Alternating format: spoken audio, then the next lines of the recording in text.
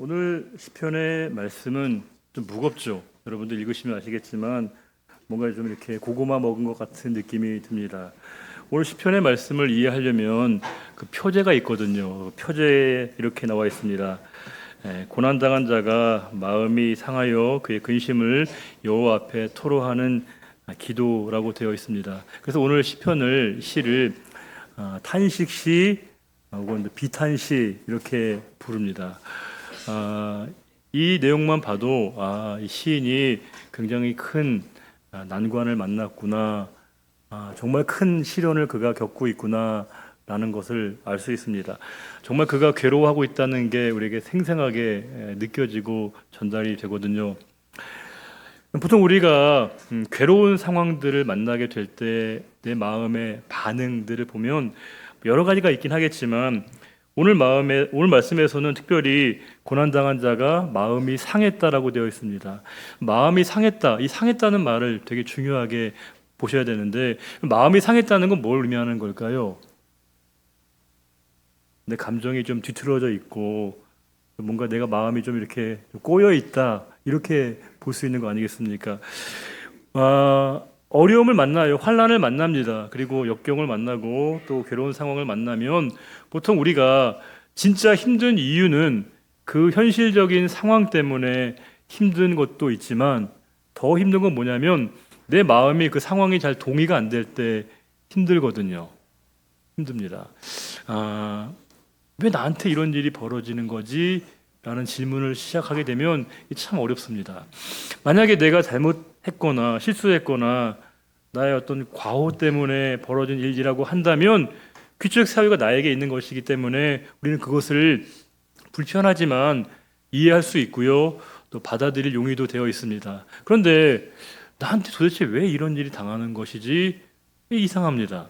도무지 납득하기가 어렵습니다. 그래서 누군가라도 원망하지 않으면 견딜 수 없는 마음, 그 마음의 상심한 상태, 마음이 상한 상태, 쉽게 얘기하면 섭섭함이거든요. 서운함입니다. 하나님, 나한테 이럴 수 있습니까? 저한테 이러시깁니까? 라는 거죠. 우리가 어떤 개인에게 섭섭함과 서운한 감정을 뛰어넘어서 하나님에게도 이런 마음을 갖게 될 때가 있거든요. 하나님, 도무지 저에게 벌어지고 있는 이 상황들 납득을 못 하겠네요. 왜 저에게 이런 힘든 상황을 주시는 겁니까? 제가 뭘 잘못한 겁니까? 제가 뭘 실수한 겁니까? 이런 질문을 할 수 있거든요. 전 다윗의 생애를 보면 그런 생각이 듭니다. 다윗이 하나님 앞에 정말 마음에 합한 사람이라고 몇 안 되는 칭찬받은 사람이거든요. 그런데 그 다윗의 생애를 보면 어떻습니까? 매일 사울에게 쫓기는 인생을 살았습니다. 그게 그냥 쫓기는 게 아니에요. 그냥 도망자가 아닙니다. 혈안이 됐습니다. 죽이려고. 누군가가 나를 그렇게 죽이려고 애쓰는 삶의 대상이 된다는 것 너무 괴롭죠.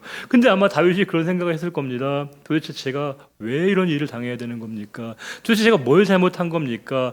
그야말로 마음이 상한 상태 됩니다. 너무 섭섭하고 서운한 감정 때문에 하나님, 이유를 모르겠습니다. 도무지 이 상황 저한테 왜 이렇게 주신 겁니까? 이렇게 질문할 수 있지 않겠습니까? 우리가 너무 힘든 괴로운 상황을 만나면 보통 우리의 삶이 비유컨대 무너진다, 이렇게 얘기할 수 있습니다. 진짜 우리 삶이 이렇게 무너지는 경험을 할 때가 종종 있거든요. 도무지 내가 이 상황을 감당할 수 없다, 견딜 수 없다, 버틸 수 없다, 완전히 내 삶이 완벽하게 무너져서 절망의 심연으로 우리가 삶이 곤두박치는 경우들이 분명히 있습니다. 그런데 모두가 다 그런 건 아닙니다. 모두가 다 이런 어려운 일을 만날 때 똑같은 반응과 똑같은 상황이 되는 건 아닙니다. 오늘 시편 기자, 시인은 그야말로 종래의 이런 문법과는 완전히 다른 궤를 그가 걸어가고 있는 모습을 보이고 있습니다. 당연히 마음이 상심하게 되면 그것 때문에 무너지고 흔들리고 좌절하고 절망해서 더 이상 하나님께 나아가야 될 이유를 못 찾는 게 당연할 것 같은데, 전혀 이해할 수 없는 모습, 전혀 우리가 상상할 수 없는 모습을 살아내는 걸 볼 때 도대체 그 이유가 뭔가, 무엇이 그를 이렇게 달라지게 했는가라는 점에 우리가 주목할 필요가 있습니다. 1절부터 11절 말씀만 보게 되면 시인은 계속 그런 얘기를 합니다. 이 내용만 보게 되면 종래 많은 사람들의 반응과 이 시인이 별반 차이가 없어요. 똑같습니다. 하나님, 제가 얼마나 힘든 줄 알아요. 제가 얼마나 괴로운 줄 압니까? 저의 탄식 소리 듣고 계십니까? 제가 얼마나 고통스러운지 아십니까? 끊임없이 누구 얘기하는 겁니까? 자기 얘기를 합니다. 내가 힘들고 내가 고통스럽고 내가 괴롭다는 얘기를 끊임없이 합니다. 이게 사람이 이 환난의 시련이 너무 계속되게 되면 우리는 그 고통이 너무 크다 보면 그 고통 때문에 자기 자신 외에 다른 것을 볼 여력이 없어집니다. 자기만 보이는 거죠. 나만 힘든 거예요. 내가 제일 괴로운 겁니다. 내가 제일 답답한 겁니다. 그때는 상대방을 볼 겨를과 여유가 전혀 없습니다. 내가 제일 힘든 거예요. 내가 제일 괴로운 겁니다. 그런데 내가 힘든 그 얘기를 계속하는 그 이유가 뭘까요, 여러분? 그가 시인이 지금 하나님 앞에 하나님 제가 이렇게 힘들고 이렇게 괴롭습니다. 이 얘기를 줄기차게 하는 이유가 뭘까요? 좀 알아봐 주세요. 내가 힘든 것 좀 이해 좀 해주세요. 라고 하는 뜻 아닐까요? 우리가 이렇게 힘든데 누군가에게 이해를 구하고 있는데 내가 애써 내 힘든 상황을 얘기했는데 상대방이 동의해 주지 않거나 상대방이 거기에 대해서 수긍하지 않게 되면 어떻게 됩니까? 분노하게 됩니다. 분노하게 됩니다. 그리고 상대방을 미워하게 됩니다. 아니 내가 얼마나 힘든지 몰라? 내가 이렇게 힘든 거 전혀 관심도 없어? 내 상황을 이해하지 못하는 상대방에 대해서 분노의 감정을 갖게 된다는 거예요. 이게 고통과 아픔을 겪는 사람들의 일상적인 반응이고요. 일반적인 태도입니다. 쉽게 얘기하면 자기 연민의 감정이 끊임없이 무너지는 경험들을 하게 됩니다. 우리가 가끔 그런 얘기 하지 않습니까? 과거의 고생담을 우리가 이제 얘기할 때가 있거든요. 그건 남성분들에게는 뭐 군대 시절이겠고 여성분들은 이제 출산의 경험일 터인데 그 얘기할 때 보면 이제 본인 얘기할 때 보면 다 소리가 높아지죠. 지금 군대는 군대도 아니야. 그때는 진짜 힘들었는데 지금은 날로 먹는 거지. 뭐 36개월 했는데 지금은 뭐 그냥 갔다가 그냥 나오더만. 이런 얘기 하면 제일 억울한 게 누굴까요? 현역 복무하는 친구는 본인은 제일 힘든데 지금 아무것도 아니라고 하니까 너무 괴로운 거거든요. 출산을 경험해 보신 어머니들은 다 그 얘기해요. 지금은 애 낳는 거 아무것도 아니야. 예전에는 낳고 바로 나갔어. 밭일 가고 다 했어. 그리고 뭐 리아카에다가 아이도 날르고 그랬어. 이런 얘기를 하면 가장 큰 목적이 뭘까요? 내가 얼마나 힘들었는 줄 알아. 내가 얼마나 괴로웠는 줄 알아. 이렇게 토로하는 것이죠. 개척교회 시절을 추억하는 목사님들과 성도님들의 얘기를 들었다 보면 재밌습니다. 예전에 개척교회 할 때 진짜 좋았지만 진짜 힘들었거든. 마루바닥에서 우리가 다 무릎 꿇고 그렇게 예배했어. 그리고 궤도 돌려가면서 찬송 같이 받고 OHP 가지고 예배드려. 지금은 너무 좋은 거지. 아니 어떻게 여름에 이렇게 시원하다고 에어컨 빡빡 틀어줘. 예전에 더 힘들게 예배드렸는데. 이렇게 얘기하는 가장 큰 이유가 뭘까요? 내 힘들었던 상황들에 집중하고 있는 것이죠. 내가 얼마나 괴로웠고 힘들고 고통스러운 시간들을 겪어왔는지를 토로하는 겁니다. 근데 이 자기 연민의 감정이 참 두려운 게 뭐냐면 스스로 자신이 큰 피해를 입었다는 생각을 줄기차게 할 때 문제가 됩니다. 내가 너무 힘들다는 생각을 너무 그 생각만 집착하게 되면 다른 것을 볼 여유를 전혀 갖지 못하게 됩니다. 그래서 세상에서 가장 위험한 일 가운데 하나는 자기 자신을 계속해서 피해자로 생각하는 이 피해의식을 스스로 갖는 겁니다. 내가 계속 나는 피해자야. 나는 고통을 당했어. 이 피해의식을 계속 갖는 것만큼 위험한 게 없습니다. 우리가 유대인들의 쭉 긴 역사를 보게 되면 그들이 얼마나 역사에서 큰 어려움을 겪었는지 너무 잘 압니다. 홀로코스트를 굳이 언급하지 않아도 유대인의 비극적인 역사를 잘 압니다. 그들은 충분히 그 역사의 피해자였습니다. 그런데 갸우뚱해집니다. 내가 피해자라고 해서 내가 받은 만큼 누군가에게 돌려줄 수 있고 내 하는 행동을 정당화시키는 건 전혀 다른 차원이 된다는 겁니다. 나는 이렇게 맞았고 이렇게 고통당했기 때문에 내가 하는 것은 이유가 있는 거야. 난 그럴 수 있어. 나는 뭘 해도 돼. 난 무슨 말을 해도 돼. 라고 생각하는 건 전혀 별개의 차원일 수 있다는 거예요. 우리가 학교 폭력과 가정 폭력이 대물림되지 않습니까? 대물림됩니다.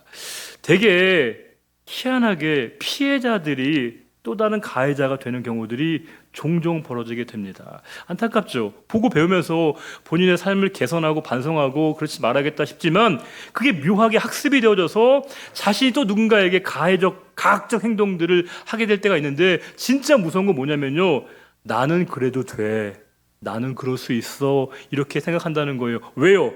나는 피해자이니까. 자신을 영원히 피해자라고 생각하는 사람은 자신의 모든 행동과 모든 말을 정당화시킨다는 거예요. 생각해 보시게 되면 이 고난당한 자가 마음이 상했다, 마음이 상한 상태가 되면 뭐합니까? 누구 말도 안 듣고 싶어요. 누구 얘기도 듣고 싶어 하지 않습니다. 내 얘기만 하고 싶어 합니다. 내 생각만 표현하고 싶어 합니다. 누구 얘기도 듣고 싶지 않아요. 누구의 얘기도 내가 관심 없습니다. 오직 내 얘기, 내 관심, 내 고통, 내 아픔만을 집중하게 만든다는 거예요. 적어도 1절부터 11절까지의 내용만 보게 되면 기존의 피해자의 문법을 그대로 이 시인이 답습하고 있습니다. 아, 답이 없겠구나. 그는 이 상황에서 도무지 헤어나오기가 어렵겠구나. 그는 철저하게 무너져 버렸구나. 이렇게 생각할 수 있습니다. 그런데 놀라운 건 그는 10절에 이렇게 얘기합니다. 주의 분노와 진노로 말미암아 주께서 나를 들어서 던지셨다라고 하는 겁니다. 이게 표면적으로만 보면 하나님에 대한 원망처럼 보입니다. 그런데 유대인의 사고 속에서는 하나님의 분노와 진노에는 전제가 있습니다. 나의 죄에 대한 하나님의 징계와 책망이라고 하는 인식이 그 가운데 깔려 있습니다. 즉, 이 시인은 자신의 삶을 관찰하고 있습니다.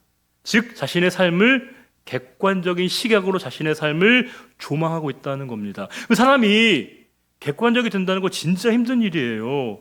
내가 힘든데, 내가 고통스러운데 어떻게 자기 자신을 객관화시킵니까? 이게 불가능한 일입니다. 그런데 시인은 하나님의 관점으로부터 자신의 삶을 새롭게 조망하고 있습니다. 객관적 시각이 그에게 생겨나고 있다는 거예요. 이게 중요한 겁니다. 만일 오늘의 이 시가, 이 탄식시가 종래의 일반적인 사람들의 탄식의 내용과 동일한 궤적을 그린다면 우리가 이 시간 이렇게 말씀을 묵상하고 배워야 될 이유가 없습니다. 그런데 이 시인은 완전히 다른 길을 걷고 있습니다. 성도의 탄식이 얼마나 일반적인 탄식과 다른 것인가를 우리에게 보게 한다는 거예요. 성도의 탄식은 관찰과 성찰과 통찰을 하게 합니다. 관찰은 뭘까요? 자신의 삶을 객관하게 된다는 거예요. 아, 내 삶이 그랬구나. 내가 그랬구나. 내가 너무 힘들었을 때는 못 봤어요. 내가 왜 그랬는지를 성찰을 못했습니다. 그냥 그것을 관심이 없었어요. 그냥 내 아픔, 내 고통, 내 힘든 상황만 생각했는데, 성도의 탄식은 그 상황이 나를 무너지게 만드는 게 아니라 도리어 나 자신을 관찰하게 만듭니다. 아, 내가 그랬구나. 내가 그랬었구나. 그러면서 뭐예요? 성찰이 시작되게 됩니다. 아, 내가 잘못한 부분이 있구나. 내가 못 깨달았던 부분이 있구나. 자신의 그 삶을, 과거를 반추하기 시작합니다. 그리고 뭐예요? 하나님의 놀라운 통찰력을 갖게 됩니다. 자신의 삶에 대해서 자신의 종래의 인식의 틀로서는 도무지 이해할 수 없었던 하나님의 관점, 그 현재와 미래를 하나님의 관점으로부터 자기 자신을 보기 시작한다는 거예요. 이 놀라운 변화가 뭡니까? 그 전까지는 자신의 삶을 자기 자신으로만 바라보았는데, 성도의 탄식은 하나님의 시선과 하나님의 관점으로 자신의 삶을 보기를 시작한다는 겁니다. 대표적인 사람이 바로 요셉입니다. 요셉은 어떻습니까? 요셉이 형들에게 팔려서 노예가 됩니다. 기구한 인생이죠. 얼마나 인생을 참 절망 가운데 좌절하겠습니까? 정말 그야말로 고통스러운 매일매일 삶이거든요. 그런데 그 이루 말할 수 없는 질고를 겪었던 그 요셉이 형들을 만납니다. 형들과 대면해요. 그 형들을 만났다면 우리 같으면 어떻게 해야 되겠습니까? 형들을 보면 어떻게 해야 돼요? 요셉이면 빨리 가서 일단 멱살을 잡아야죠. 멱살을 잡고 흔들어야죠. 왜 그랬어? 왜 나를 이렇게 팔았어? 내가 얼마나 고생했는 줄 알아? 내가 얼마나 힘들었는 줄 알아? 라고 막 쏟아내는 게 당연한 것 같은데, 요셉이 뭐라고 합니까? 나를 여기에 보낸 게 형들이 아니라 하나님께서 나를 이곳에 먼저 보내셨다. 이렇게 말을 합니다. 이게 가능해요? 이게 있을 수가 있는 일입니까? 자기 연민에 빠져 있는 사람은 절대 이런 통찰을 못하게 됩니다. 그런데 그는 성도의 탄식이 자기를 무너지게 만든 게 아니라 도리어 자기를 세우게 만들어주고요, 삶을 깊이 있게 만들었다는 거예요. 보통 우리는 이런 고통스러운 괴로운 현실을 만나게 되면 그 탄식이 자기를 무너지게 만들고 자기의 삶의 기반을 완전히 붕괴하는 경험들이 많습니다. 대부분이 다 그래요. 그런데 모두가 다 그런 건 아닙니다. 도리어 그 탄식이, 그 괴로운 환경과 상황이 오히려 나의 삶을 붙들어주고 나의 삶을 지지해주는 또 다른 계기가 된다는 거예요. 저는 우리 인간에게도, 사람에게도 나이테가 있다, 이렇게 생각을 하거든요. 이게 물리적인 것과 좀 달라요. 나이가 많이 들었다고 해서 우리가 꼭 그 인생에 깊은 나이테가 생기는 건 아닐 수 있다, 그런 생각을 합니다. 그럼 언제 생기는가 보면요, 진짜 내 인생의 힘든 시간들을 겪고 난 다음에 그때 내 삶의 나이테가 보다 더 선명해지는 때를 경험하게 됩니다. 진짜 힘들고 어려웠던 그 시간들이 내 삶을 깊어지게 만든다는 거예요. 내 삶을 보다 더 견고하게 만들어서 그때보다 더 내 삶이 보다 선명해지는 삶을 경험하게 된다는 거예요. 쉽게 얘기하면 그 시간이 나의 삶의 인생의 영적 담금질이 된다는 거예요. 생각해 보면 보통 사람들은 이 환난을 만나고 어려운 일을 만나면 무너지는 게 맞죠. 왜요? 다들 8절 보시게 되면 이렇게 얘기합니다. 내 원수들이 종일 나를 비방하며 내게 대항하며 미칠 듯이 날뛰는 자들이 나를 가리켜 죽이려고 맹세한다는 거예요. 사방에 보니 누가 없어요. 친구는 하나도 없어요. 다 왼수밖에 없고 적밖에 없고요. 나를 죽이려고 하는 사람밖에 없을 때 얼마나 고통스럽겠습니까?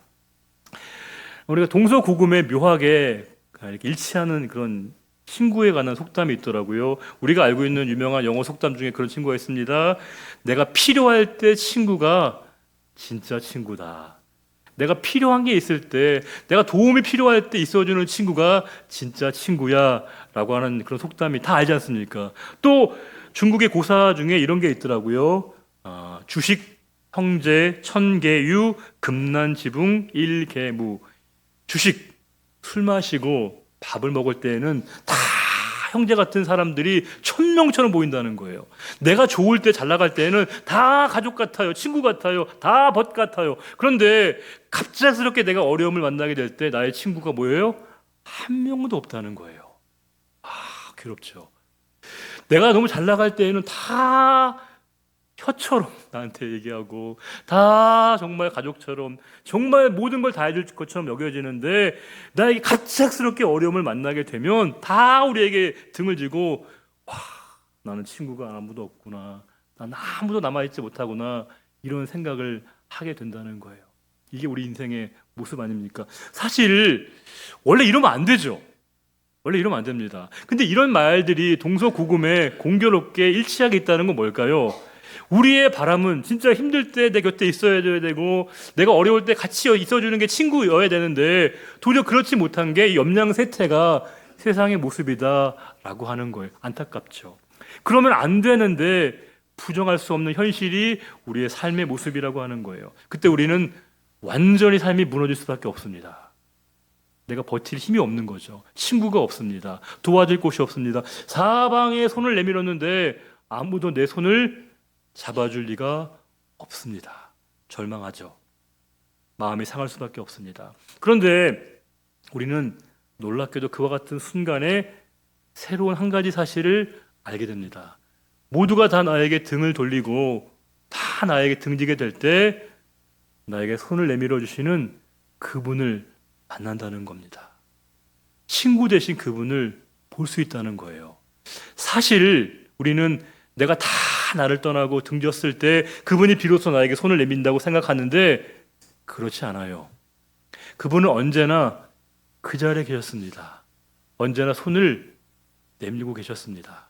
근데 우리는 사방에 손을 벌리느라, 사방에 손을 내미느라 주님이 계신 그것을 느끼지 못했습니다. 근데 모두가 다 나를 떠나요. 모두가 나에게 손을 잡아주지 않아요.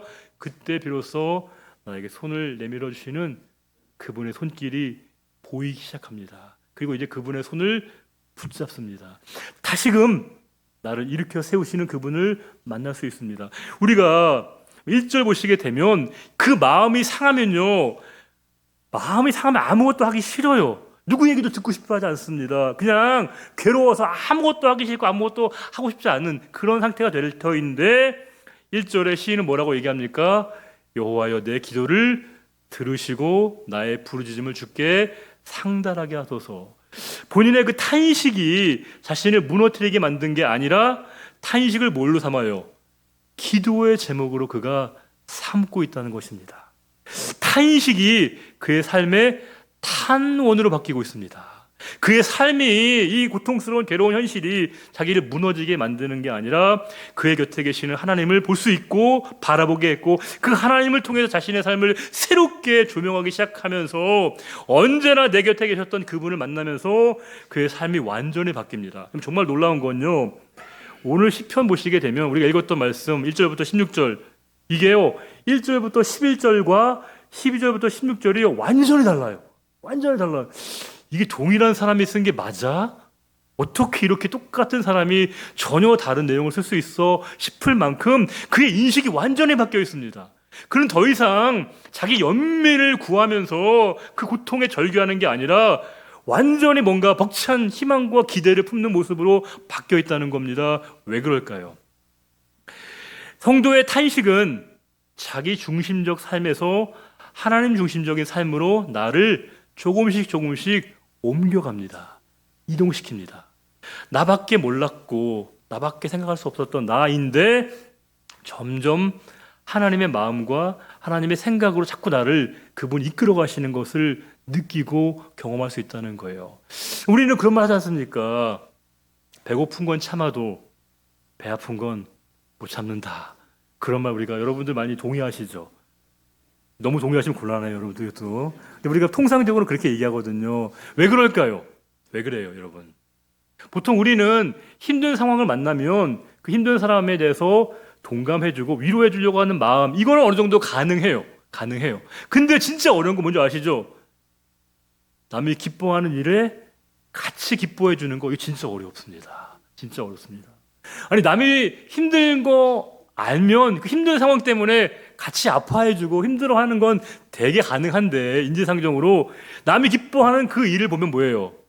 기뻐해주는 게 아니라 뭔가 있겠지, 내가 모르는 힘든 게 있겠지, 이렇게 뭔가 기쁨에 다른 마음을 찾는다는 거예요. 그래서 원래 누군가의 기쁨을 같이 기뻐하는 건 어쩌면 우리 인간의 마음으로는 거의 불가능에 가까운 정서입니다. 그런데 성도의 탄식은 그게 가능하게 한다는 거예요. 왜? 탄식은 내 마음으로부터 하나님 중심의 마음으로 나를 점점점 바꿔가서 하나님의 마음과 하나님의 생각이 일치하게 돼서 그 하나님이 무엇에 마음이 있는가를 나에게 이렇게 배워가게 하신다는 거예요. 그래서 우리의 구역 식구들의 기쁨이 생기면 내가 더 나가서 기쁜 거예요. 남전도회 회원들과 남성교회와 여전도 회원분들이 좋은 일이 생기면 두 발 벗고 내가 더 기뻐하는 마음을 갖는다는 게, 여러분들이 그게 말이 돼? 라고 물으실 때 말이 됩니다 라고 얘기할 수 있는 게 바로 교회이고 성도라고 하는 거예요. 왜요? 우리에게 그 근심과 상심을 통해서 이 마음이, 이 상태가, 이 탄식이 나를 무너지게 만든 게 아니라 도리어 나를 견고하게 붙들어서 하나님을 향한 그 마음이 나에게 생겨나게 만들었다는 겁니다. 놀라운 변화죠. 그러면서 13절에 이런 말씀이 있습니다. 13절 같이 한번 읽어볼까요? 주께서 일어나사 시온을 긍휼히 여기시리니 지금은 그에게 은혜를 베푸실 때라 정한 기한이 다가옴이니라. 이렇게 그가 갈망하고 있는 거예요. 하나님, 저에게 은혜와 긍휼을 베풀어 주세요. 하나님의 자비를 구합니다. 이렇게 그가 구하고 있습니다. 그런데 한 가지 가정을 해볼까요? 만약에 그가 지금 탄식하는 그 상황이 아니었다면, 그가 이렇게 하나님 앞에 다급하고 간절하게 하나님을 찾고 구하고 그분의 자비와 긍휼을 갈망하는 마음을 가졌을까요? 어때요? 그가 정말 탄식하지 않을 수 없는 그 상황이 아니었다면 하나님을 이렇게 간절하게 찾는 그 마음, 시온의 긍휼을 구하고 자비를 구하는 그 마음이 그에게 생겨났겠는가? 라고 하는 거예요. 아니죠. 아닙니다. 오히려 역설적으로 그 다급한 그 환경과 상황들, 그의 그 괴로운 탄식이 하나님을 구하게 되고 하나님의 자비와 하나님의 긍휼을 바라는 마음이 그에게 생겨나게 됐다는 겁니다. 참 저는 성도님들을 위해서 새벽 기도할 때마다 제가 제일 많이 기도하는 것 중에 하나가 이거거든요. 주님, 오늘도 무사히. 이런 기도를 많이 합니다. 주님, 성도님들의 삶 가운데 평안한 일상이 되기를 원합니다. 정말 평범한 하루하루의 삶이 되기를 원합니다. 이런 기도를 제가 앞에서 이렇게 하게 됩니다. 근데 참 놀라운 건 여러분, 우리가 살아가다 보면 평범한 날도 있지만 평범하게 지나지 않는 일들도 적지 않게 있습니다.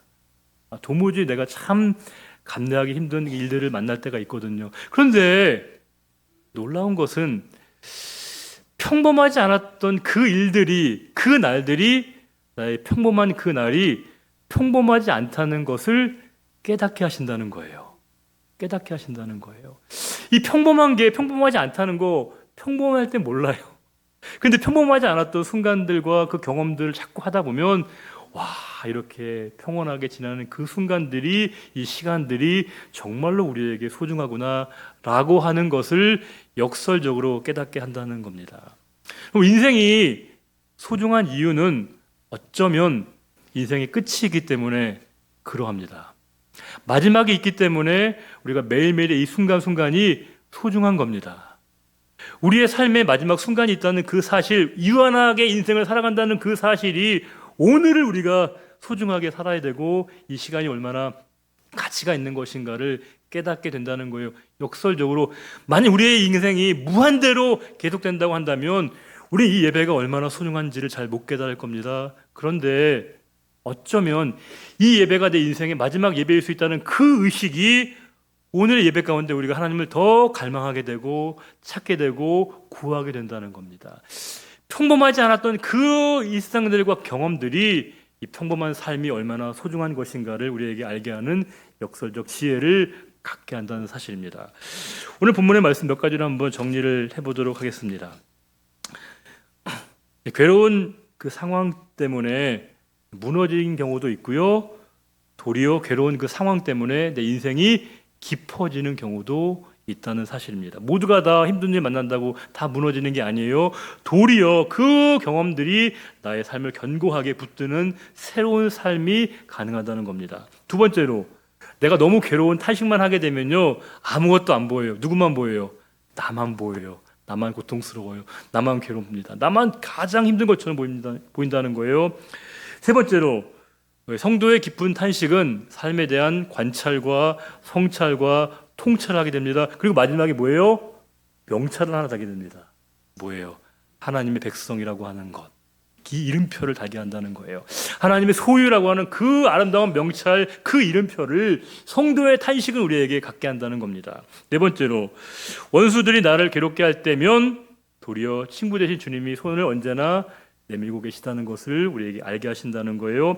다섯 번째로, 성도의 탄식은 자기 중심에서부터 하나님 중심으로 우리의 삶을 조금씩 이동시킨다는 것이고, 마지막으로 성도의 탄식은 긍휼과 자비의 때를 앞당겨주는 마음을 갖게 하신다는 겁니다. 우리 102편 26절과 27절을 다 같이 읽고 오늘 말씀 마치겠습니다. 102편 26절과 27절 함께 읽겠습니다. 천지는 없어지려니와 주는 영존하시겠고 그것들은 다 옷같이 낡으리니 의복같이 바꾸시면 바뀌려니와 주는 한결같으시고 주의 연대는 무궁하리이다. 아멘. 하나님, 상황은 바뀔 수 있습니다. 환경은 달라질 수 있습니다. 우리의 경험의 세계는 너무너무 차이가 있습니다. 그러나 주님은 언제나 한결같으신 분이심을 알게 하셔서 너무 감사합니다.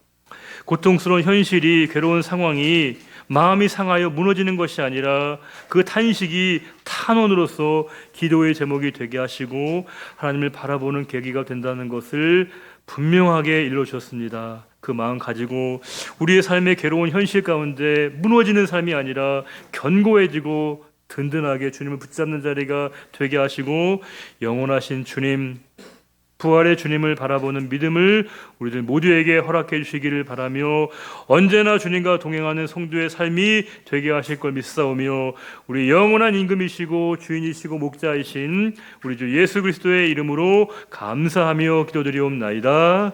아멘.